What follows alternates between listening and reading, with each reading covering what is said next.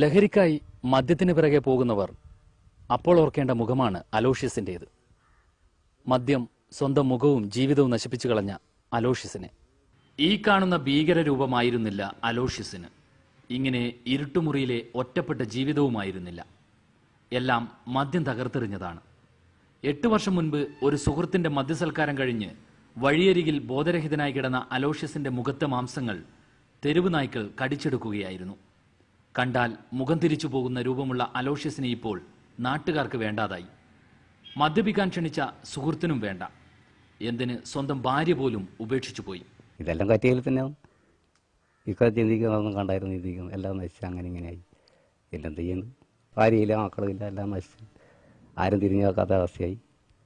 ആ കടിയൊക്കെ ഒറ്റക്കെട്ട് ഇപ്പം കഞ്ഞി വെക്കാനോ കറി വെക്കാനോ ഒരു പാത്രം വെള്ളം കൊണ്ട് തരാനോ ആളില്ലാതെ ഒരവസ്ഥയായി.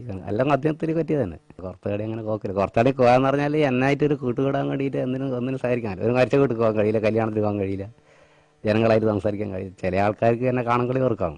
വീണ്ടും വിചാരമില്ലാതെ കുടിച്ചു നടന്നപ്പോൾ ഉണ്ടായിരുന്ന കിടപ്പാടവും മണ്ണും പോയി.